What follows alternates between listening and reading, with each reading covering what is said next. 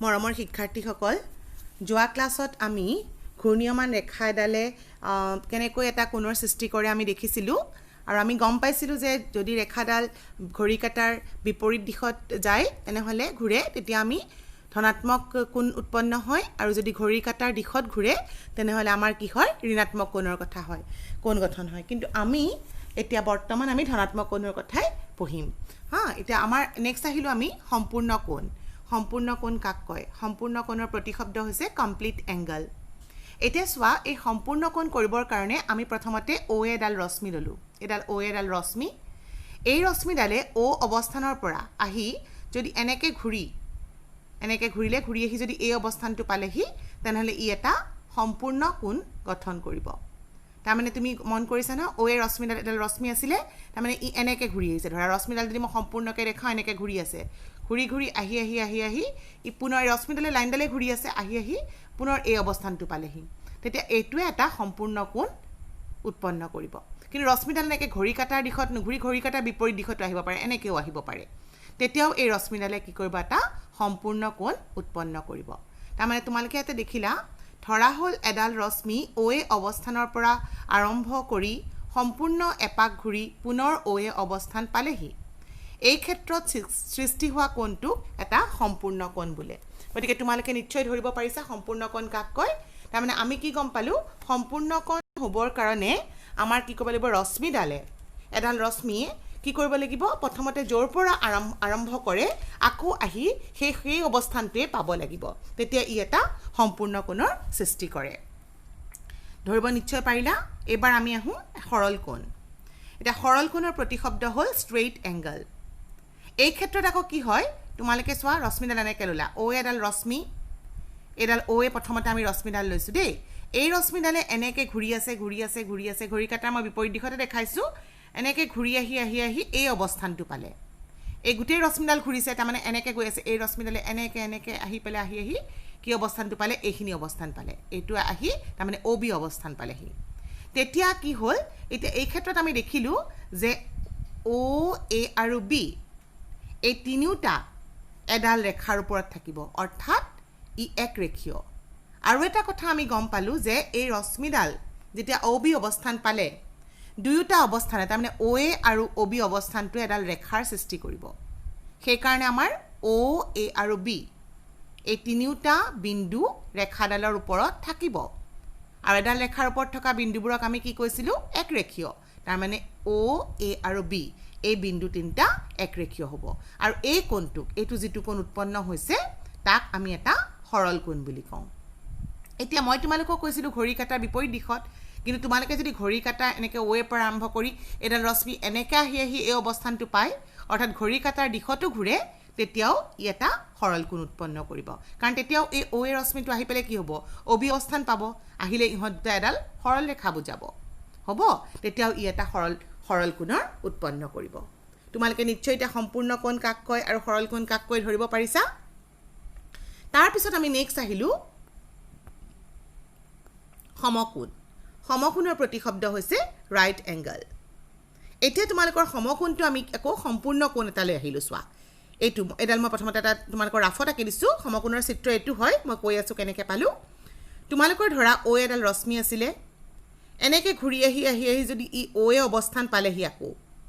তেতিয়া ই কি কৰিব এটা সম্পূৰ্ণ কোণ কৰিব এই সম্পূৰ্ণ কোণটোক মই সমানে এনেকৈ চাৰিটা ভাগ কৰিলোঁ বুজি পাইছা মই কি কৈছোঁ প্ৰথমতে ও এ ৰশ্মিটো আছিলে এই ৰশ্মিটোৱে সম্পূৰ্ণ এপাক ঘূৰিলে তাৰমানে ই কি কৰিলে এটা সম্পূৰ্ণ কোণ গঠন কৰিলে ও এৰ পৰা আহি আকৌ ও এ পালেহি তাৰমানে ই এটা সম্পূৰ্ণ কোণ গঠন কৰিলে এই সম্পূৰ্ণ কোণটোক মই এতিয়া কি কৰিলোঁ সমানে এনেকৈ কৰি চাৰি ভাগ কৰি দিলোঁ চাৰি ভাগ কৰাৰ পিছত তুমি তাৰে তাৰমানে চাৰি ভাগৰ এক অংশ ল'লা যিকোনো এটা অংশ ল'লা মই এই অংশটোকে ল'লোঁ তেতিয়া এইটোক কি কয় এটা সমকোণ বুলি কয় তাৰমানে এই অংশটোক মই ডাঙৰকৈ আঁকি দেখাইছোঁ ও এ আৰু ও বি এইটো এই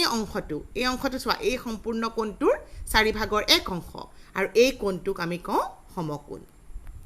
গতিকে এটা ইয়াৰ পৰা মই সমকোণৰ সংজ্ঞাটো কেনেকৈ দিছোঁ চোৱা এটা সম্পূৰ্ণ কোণৰ চাৰি ভাগৰ এক অংশক এটা সমকোণ বোলে এইটো চিত্ৰৰ কথা কৈছোঁ ও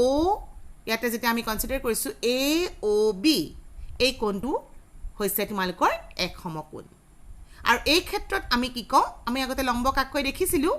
OA আৰু OB এই ৰশ্মি দুডাল পৰস্পৰ লম্বভাৱে থাকে নিশ্চয় সমকোণ কাকৈ ধৰিব পাৰিলা এতিয়া আমি নেক্সট পঢ়িব লাগিব এই যে কোণবোৰ পালো ইহঁতক কেনেকৈ জোখে জোখিবৰ কাৰণে আমি এটা একক ব্যৱহাৰ কৰোঁ যেনেকৈ আমি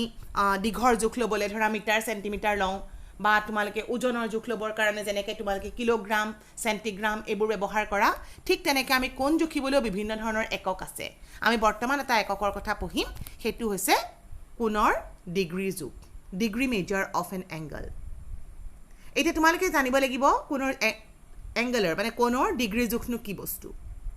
এই যে তোমালোকে এইমাত্ৰ মই ক'লোঁ সমকোণটো এই সমকোণটো AOB এটা সমকোণ এই সমকোণটোক তুমি যদি সমানে 90 ভাগ কৰা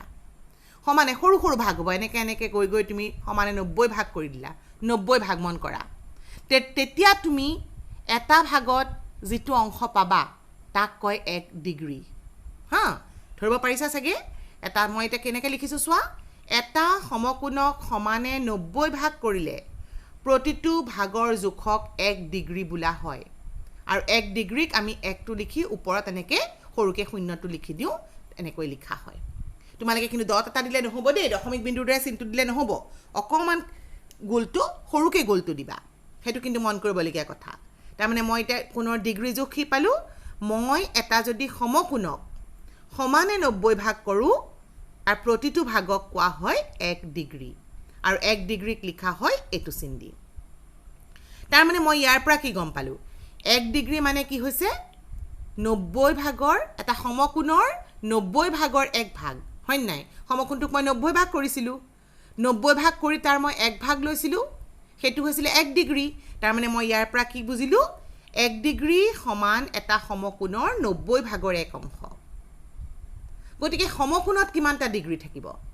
সমকোণত তেনেকুৱা 90টা ভাগ থাকিব নাই থাকিবনে গতিকে তেনেহ'লে আমাৰ সমকোণ মানে কিমান হ'ব এক সমকোণ মানে হ'ল 90 ডিগ্ৰী ইয়াক আমি এনেকৈ বুজাওঁ গতিকে এইটো তোমালোকে মনত ৰাখিবলগীয়া কথা এক সমকোণৰ মান হ'ল 90 ডিগ্ৰী হ'ল মই নোটত আকৌ লিখি দিছোঁ এতিয়া তোমালোকে যদি সৰল কোণ যে এইমাত্ৰ পঢ়িলোঁ সৰল কোণ এতিয়া সৰল কোণটো চোৱাচোন তোমালোকে এইটো মই পুৰা সম্পূৰ্ণ কোণ এটা আঁকিছোঁ এইডাল ৰশ্মি এইখিনিৰ পৰা আহি যদি এইখিনি পায় এইখিনি পৰা আহি এইখিনি পালে ই 90 ডিগ্ৰী কোণ কৰিলে আকৌ এইখিনিৰ পৰা আহি এইখিনি কৰিলে সমানে 4 ভাগ কৰিছিলোঁ তাৰমানে ইও 90 ডিগ্ৰী কৰিলে তাৰমানে এইখিনিৰ পৰা এইখিনিলে হ'ল এক সমকোণ এইখিনিৰ পৰা এইখিনি হ'ল 2 সমকোণ আৰু তোমালোকে চোৱা এইডাল ৰশ্মি আহি যদি এই অংশটো পাই হৈ তেতিয়া ই এটা সৰল কোণ গঠন কৰিব নাই তাৰমানে সৰল কোণত কেইটা সমকোণ থাকে 2টা সমকোণ আৰু 2টা সমকোণৰ ডিগ্ৰী মেজাৰটো কিমান হ'ব এক সমকোণত 90 গতিকে 2 সমকোণত কিমান হ'ব 2 পূৰণ 90 অৰ্থাৎ 180 ডিগ্ৰী গতিকে তোমালোকে দেখিলা এটা সৰল কোণ সমান কিমান হ'ব 2 সমকোণ এটা সৰল কোণৰ মাপ হ'ব 2 সমকোণ বা 2 সমকোণক মই লিখিব পাৰোঁ 2 পূৰণ 90 ডিগ্ৰী অৰ্থাৎ 180 ডিগ্ৰী তেনেকৈ যদি আমি 3টা সৰল কোণ 3টা এনেকৈ ৰশ্মিডাল আহি যদি এই অংশ পায় তেতিয়া ই কিমান কৰিব 3টা সমকোণ আৰু আহি যদি এডাল এনেকৈ ঘূৰি ঘূৰি ঘূৰি ঘূৰি আহি যদি আকৌ এই পজিশ্যনটো পায় কেইটা সমকোণ যাব 1 2 3 4টা সমকোণ আহিল তাৰমানে এইটো এটা সম্পূৰ্ণ কোণ হ'ল নে নহ'ল এডাল ৰশ্মি যদি ইয়াৰ পৰা ষ্টাৰ্ট কৰি আহি এনেকৈ আহি আহি যদি এই অংশটো পায় ই 4টা সমকোণ আহিলে আৰু ই এটা হৈছে কি সম্পূৰ্ণ কোণ গতিকে সম্পূৰ্ণ কোণৰ মাপ কিমান হ'ল তেনেহ'লে 4 সমকোণ 4 সমকোণ মানে হৈছে 4 পূৰণ 90 ডিগ্ৰী অৰ্থাৎ 360 ডিগ্ৰী আৰু তোমালোকে মন কৰিলা যে আমি এটা কেইপাক ঘূৰিলেও আমাক দৰকাৰ হ'ব তুমি মন কৰা যে এটা যদি সম্পূৰ্ণ পাক ঘূৰে এডাল ৰশ্মিয়ে যদি এটা সম্পূৰ্ণ পাক ঘূৰে সম্পূৰ্ণ পাকটো ঘূৰিলে আমি তাৰমানে এক পাক ঘূৰিলে কি হয় এটা সম্পূৰ্ণ কোণ সৃষ্টি হয় এতিয়া এইটো হ'ল এক পাক এইটো ইয়াৰ পৰা ষ্টাৰ্ট কৰি এনেকৈ আহি সম্পূৰ্ণ এক পাক ঘূৰিলে এইটো হ'ল সম্পূৰ্ণ কোণ ই যদি আহি এইখিনি পায় আধা হ'ল নে নহ'ল আধা হৈছে গতিকে আধা মানে কিমান আধা পাক ঘূৰিলে কি হয় এটা সৰল কোণ সৃষ্টি হয় তাৰপিছত যদি এডাল ৰশ্মিয়ে এইখিনিৰ পৰা আহি এইখিনি পালে কিমান অংশ ঘূৰিলে এইটো সম্পূৰ্ণটোৰ 4 ভাগৰ 1 অংশ আৰু তেতিয়া কি হৈ যায় তোমালোকৰ 4 ভাগৰ 1 অংশ ঘূৰিলে কিমান কোণ গঠন হয় এটা সমকোণৰ গঠন হয় এইটো তোমালোকে দেখিলা যে 1 পাক ঘূৰিলে কিমান হয় 1 পাক ঘূৰ্ণন সমান এটা সম্পূৰ্ণ কোণ আধা পাক ঘূৰ্ণন সমান এটা সৰল কোণ আৰু 4 ভাগৰ 1 পাক ঘূৰ্ণন সমান এটা সমকোণ এইখিনি বহুত দৰকাৰী কথা কিন্তু তোমালোকে মনত ৰাখিবা দেই এতিয়া চোৱা আমি নেক্সট এটা কোণলৈ আহিলো সেইটো কোণৰ নাম হৈছে সূক্ষ্ম কোণ সূক্ষ্ম কোণৰ প্ৰতিশব্দ হ'ল একিউট এংগল এটা একিউট এংগল বা সূক্ষ্ম কোণ কাক কয় এটা কোণৰ মাপ 0 ডিগ্ৰীতকৈ ডাঙৰ আৰু 90 ডিগ্ৰীতকৈ সৰু হলে তাক এটা সূক্ষ্ম কোণ বোলে তোমালোকে চোৱা এডাল ৰশ্মি আছিলে এডাল ৰশ্মি যদি এনেকৈ ঘূৰি আহি যদি এইখিনি পজিশন পায় ই 90 ডিগ্ৰী কৰিব তাৰ মানে এইখিনি পজিশন পালে ই 90 ডিগ্ৰীতকৈ কম হ'ব নাই 90 ডিগ্ৰীতকৈ কম হ'ব হয়নে তেতিয়া ই এটা কি কৰিব সূক্ষ্ম কোণ গঠন কৰিব অকল এইটো বুলিয়ে নহয় হা এইখিনি পাজে ধৰা তেতিয়াও হ'ব এডালৰে এইখিনিতে থাকিলে তেতিয়াও হ'ব তাৰ মানে তোমালোকে সূক্ষ্ম কোণ মানে কি বুজিলা 0 ডিগ্ৰীতকৈ ডাঙৰ আৰু 90 ডিগ্ৰীতকৈ সৰু হলে তাক এটা সূক্ষ্ম কোণ বোলে মই কেইটামান উদাহৰণ দিছো 20 ডিগ্ৰী 45 ডিগ্ৰী 90তকৈ সৰু 83 ডিগ্ৰী এইবোৰ হৈছে তোমালোকৰ সূক্ষ্ম কোণৰ উদাহৰণ সংজ্ঞাবোৰ কিন্তু তোমালোকৰ পৰীক্ষাত লিখিবও আহে বা কেতিয়াবা বাছি উলিয়াবও আহে গতিকে সংজ্ঞাবোৰ ধুনীয়াকৈ পঢ়িবা দেই তাৰ পিছত আমাৰ নেক্সট আহিলে স্থূল কোণ স্থূল কোণৰ প্ৰতিশব্দ হৈছে অবটিউজ এংগল এটা স্থূল কোণ মানে কি আমি পঢ়ো আহা প্ৰথমতে এটা কোণৰ মাপ 90 ডিগ্ৰীতকৈ ডাঙৰ কিন্তু 180 ডিগ্ৰীতকৈ সৰু হলে তাক স্থূল কোণ বোলে 90 ডিগ্ৰীতকৈ ডাঙৰ তাৰ মানে তুমি এডাল ৰেখা ষ্টাৰ্ট কৰিছিলা আহি এইখিনি পালে 90 হ'ল ইয়াতকৈ কিন্তু ডাঙৰকৈ ঘূৰিব লাগিব তাৰ মানে এডাল আহি অকল এইখিনি পালে নহ'ব আৰু আহিব লাগিব আহি আহি আহি এইখিনি পালেহি ধৰা 180 হ'ব সৰল কোণ হ'লে 180 হ'ব তাতকৈ কিন্তু বেছি হ'ব নোৱাৰে তাৰ মানে এনেকৈ আৰু এডাল আহি আহি খুব বেছি এইখিনি পাবহি পাৰে এইখিনি পাই গ'লেতো 180 হ'ল তাতকৈ কম এটা কোণৰ মাপ যদি 90 ডিগ্ৰীতকৈ ডাঙৰ কিন্তু 180 ডিগ্ৰীতকৈ সৰু হলে তাক আমি কি কওঁ স্থূল কোণ বুলি কওঁ 90তকৈ ডাঙৰ 92 ডিগ্ৰী হয় তাৰ মানে এটা স্থূল কোণ 150 ডিগ্ৰী 90তকৈ ডাঙৰ 180তকৈ সৰু গতিকে ই এটা স্থূল কোণ এটা 180তকৈ ডাঙৰ হলে বাৰু কি হ'ব সেইটো কোণৰ নামটো কি চাওঁ আহা সেই কোণটোৰ নাম হৈছে প্ৰবৃদ্ধ কোণ বা প্ৰত্যাৱৰ্তী কোণ বুলিও কোৱা হয় তোমালোকে প্ৰবৃদ্ধ কোণ তেনেহ'লে কি পালা এটা কোণৰ মাপ যদি 180তকৈ ডাঙৰ 180তকৈ যদি ডাঙৰ হয় আৰু যদি কি হয় 360 ডিগ্ৰীতকৈ সৰু হলে তাক এটা প্ৰবৃদ্ধ কোণ বোলে তাৰ মানে এডাল আছিলে এনেকৈ ঘূৰি আহি যেতিয়া এইখিনি পালেহি 180 হ'ল 180তকৈ ডাঙৰ এইখিনি মান পাই গ'ল আকৌ এনেকৈও আহিব পাৰে কিন্তু এইডাল টাচ নকৰেহি ইয়াতকৈ অকণমান সৰু হ'ব লাগিব গতিকে আমি কি লিখিলোঁ যে 180তকৈ ডাঙৰ আৰু 360তকৈ সৰু কোণ সেইবোৰক আমি কি বুলি কওঁ প্ৰবৃদ্ধ কোণ বুলি কোৱা হয় যেনে মই লিখিছোঁ 210 ডিগ্ৰী 190 ডিগ্ৰী এইবোৰ লিখিছোঁহে দেই দুই এটা মান গতিকে আমি এতিয়া দেখিলোঁ বিভিন্ন ধৰণৰ কোণ পালোঁ সূক্ষ্ম কোণ হ'লে 90 ডিগ্ৰীতকৈ সৰু হ'ব লাগিব হা আৰু তাতকৈ 0তকৈ ডাঙৰ হ'ব লাগিব 90তকৈ ডাঙৰ 180তকৈ সৰু হ'লে তোমাৰ নামটো কি আছিলে স্থূল কোণ 180তকৈ ডাঙৰ আৰু 360তকৈ যদি সৰু হয় তেনেহ'লে তাৰ নাম হ'ল আমি প্ৰবৃদ্ধ কোণ এই সংজ্ঞাকেইটা তোমালোকে খুব ভালদৰে মন কৰিবা হ'বনে এতিয়া মই তোমালোকক কেইটামান অনুশীলনী 7A অংক কৰি দিওঁ কোনকেইটা ভালকৈ পঢ়িবা মই কোণৰ অংকবোৰ তোমালোকক নেক্সট ভিডিঅ'ত কৰাম এতিয়া তোমালোকে চোৱা অনুশীলনী 7A কুৱেশ্যন নম্বৰ মই 7 টো ষ্টাৰ্ট কৰিছোঁ 1 নম্বৰ প্ৰশ্নটোত তোমালোকৰ সংজ্ঞা কিছুমান লিখিব দিছে সংজ্ঞাবোৰ মই অলৰেডি লিখাই দিলোঁ সেইটো তোমালোকে নিজেই কৰিবা বাকিবোৰ মই এটা এটাকৈ কৰাই আছোঁ তোমালোকক প্ৰথমতে মই দিছোঁ কুৱেশ্যন নম্বৰ 7 কুৱেশ্যন নম্বৰটো দি শুদ্ধকৈ লিখি ল'বা কাষৰ চিত্ৰটোত থকা আটাইকেইটা কোণৰ নাম লিখা তোমালোকে কোণটো নিশ্চয় মনত আছে গতিকে আমি কি কৰিলোঁ যদি দুডাল ৰশ্মিৰ আদিবিন্দু একেটাই হয় এটা কোণৰ সৃষ্টি কৰে এইটোত আমাক এতিয়া লাগিব এই চিত্ৰটোত কেইটা কোণ হৈছে তুমি যদি মন কৰা এডাল এডাল ৰশ্মি আৰু এডাল এডাল ৰশ্মি আদিবিন্দু একেটা তাৰমানে ই এটা কোণ উৎপন্ন কৰিছে এই কোণটোৰ নাম আমাৰ কি দিছিলোঁ ABC বা CBA হ'ল একেধৰণে এডালে তোমাৰ এডালৰ লগতো এটা কোণ উৎপন্ন কৰিছে সেই কোণটোৰ নাম কি CBD বা DBC কোনটো যেটো শীৰ্ষবিন্দুটো সদায় কিন্তু তোমাৰ মাজত থাকিব লাগিব দেই মনত ৰাখিবা এটো কিন্তু তুমি এংগল বি বুলি লিখিব নোৱাৰা কাৰণ এংগল বি বুলি ক'লে কোনটো অংশ বুজাবা এটো অংশ বুজাবা নে এটো অংশ বুজাবা নে সম্পূৰ্ণ অংশটো বুজাবা সেইকাৰণে তুমি বাহু কেইটাৰ সৈতে তুমি কোনটো লিখিবা অৰ্থাৎ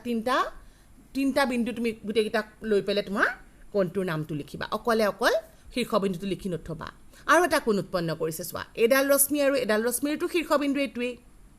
একেটাই তাৰমানে ইও এটা কোন উৎপন্ন কৰিছে কোনটোৰ নাম কি ABC ABD বা DBA তাৰমানে আমি এই চিত্ৰটোত কেইটা কোণ পালো তিনটা কোণ পালো এটা হ'ল ABC এটা হ'ল CBD আৰু এটা হ'ল ABD বা উল্টাকেও লিখিব পাৰা হ'ল গতিকে আমি দেখিলো কাখৰ চিত্ৰটোত থকা তিনটা কোণ আছে সেইকেইটা হ'ল এইকেইটা হ'ল এতিয়া আমি নেক্সট কোৱেশ্চনটোলৈ আহো নেক্সট কোৱেশ্চনটোত আমাক কৈছে এটো চোৱা কাখৰ চিত্ৰটোত এংগল 1 এংগল মানে কোণৰ প্ৰতিশত আছিলে এংগল 2 বা কোণ 2 বা কোণ 3 এংগল 4 এংগল 5 কোণ কেইটাৰ নাম লিখা এই চিত্ৰটো তোমালোকৰ কিতাপত দিয়া আছে ধুনীয়াকৈ প্ৰথমে চিত্ৰটো আঁকি ল'বা মন কৰিবা দেই চিত্ৰবোৰ কিন্তু পেন্সিলৰে আঁকিবা তাত নামাকৰণ বা ভিতৰৰ এই গোটেই অংশটো পেন্সিলৰে উত্তৰবোৰহে পেনৰে লিখিবা এই উত্তৰবোৰ এটা তোমালোকে চিত্ৰটো আঁকিলা এংগল 1 বুজাইছে কোনখিনিয়ে এইটো তোমালোকৰ এংগল 1 তাৰমানে কোনকেইটা ৰশ্মি সতে গঠিত হৈছে এইডাল আৰু এইডালৰ পৰা গতিকে এংগল 1ৰ নাম কি ABE নাইবা EBA এইটো লিখি দিলো ঠিক তেনেকৈ 2 লৈ যোৱা এইটো 2 টো কিহেৰে গঠিত হৈছে এইটো শীৰ্ষবিন্দুটোৰ কাৰণে গতিকে 2 গঠিত হৈছে EDB নাইবা BDE ৰে এইটো 2 কোণটোৰ নাম হ'ল এইটো এবাৰ 3 নম্বৰ কোণটোলৈ আহা নিজে নিজে চেষ্টা কৰা তাৰপিছত উত্তৰ লগত মিলাই চাবা 3 নম্বৰ কোণটোৰ নাম কি তেনেহলে DBC বা CBD এবাৰ 4 নম্বৰলৈ আহা এইটো কোণ 4 নম্বৰ কিহে গঠন কৰিছে এডাল আৰু এডাল বাহুৰে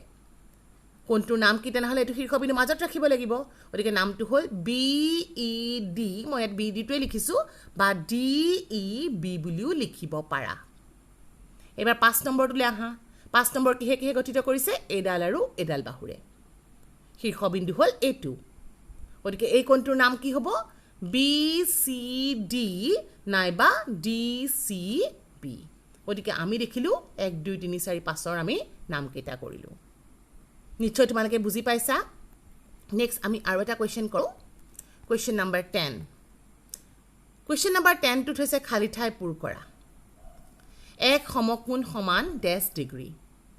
এই মাত্ৰ কৰিছিলা এক সমকোণক 90 ভাগ কৰিলে আমাৰ কি আছিল এটা ডিগ্ৰী হয় গতিকে এক সমকোণত